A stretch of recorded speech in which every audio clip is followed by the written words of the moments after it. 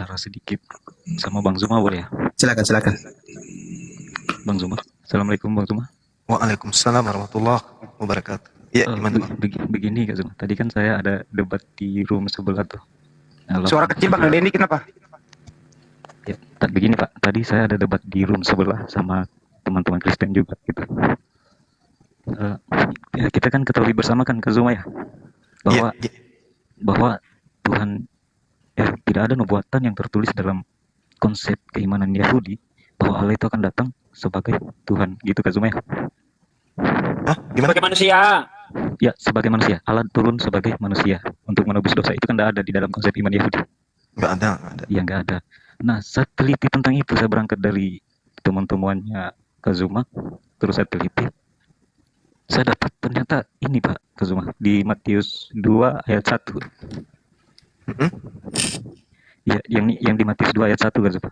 Iya.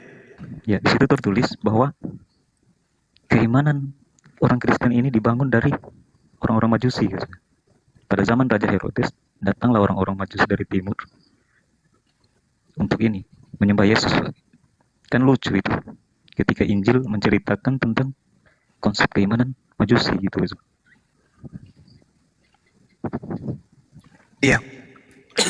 Ya, jadi ya, andaikan bisa kita lihat bersama di situ udah ketahuan tuh bahwa landasan keimanan mereka ini menjadikan Yesus sebagai Tuhan itu adalah dari kitab Majusi, Pak. Iya, itu salah satunya. Bisa juga kalau saya nih, kalau ada penghujat, kalau penghujatnya biasanya mereka terperangkap dengan jawab. Saya giring dengan mereka mengatakan, mereka yang menunjukkan ini, kalau penghujat, mana buktikan orang yang menyembah Yesus? Nah, dia tunjukkan Majus. Berarti kalian pengikut Majus. Tapi saya akan menggiring ke Markus 5, di mana di situ orang yang kerasukan setan, orang gila menyembah Yesus. Setelah orang itu waras, tidak menyembah Yesus lagi. Berarti orang yang masih menyembah Yesus hari ini berarti orang yang masih belum waras. Begitu. Karena ibunya Yesus adalah orang yang paling terdekat dengan Yesus. Yohanes sepupunya adalah orang yang paling dekat. Yudas kemudian adalah orang yang paling dekat. Nikodemus orang yang paling dekat kemudian. Yahya, Yohanes Pembaptis adalah orang yang paling dekat. Adakah mereka kemudian menyembah Yesus? Yusuf. Adakah kemudian dia menyembah anaknya sendiri yang dia besarkan bersama dengan istrinya? Gak ada. Ini orang terdekatnya loh. Sekarang yang tahu tentang Bang Suma adalah ibunya, bapaknya, adiknya, kakaknya, saudaranya, tantenya. Itu yang lebih tahu. Jadi kalau ada orang tahu tentang Bang Suma, ada yang memberitakan tentang Bang Suma, tanya orang tuanya, tanya saudara-saudara, benar enggak pengakuan orang ini tentang Suma? Kalau benar, berarti orang itu adalah orang yang benar. Nah sekarang pemberitaan tentang Yesus dari Paulus. Paulus ini siapa sih? Nama bapaknya siapa? Nama ibunya siapa? Ada yang tahu? Tak ada yang tahu. Lukas ini siapa sih? Markus ini siapa sih? Penulis Yohanes ini siapa sih?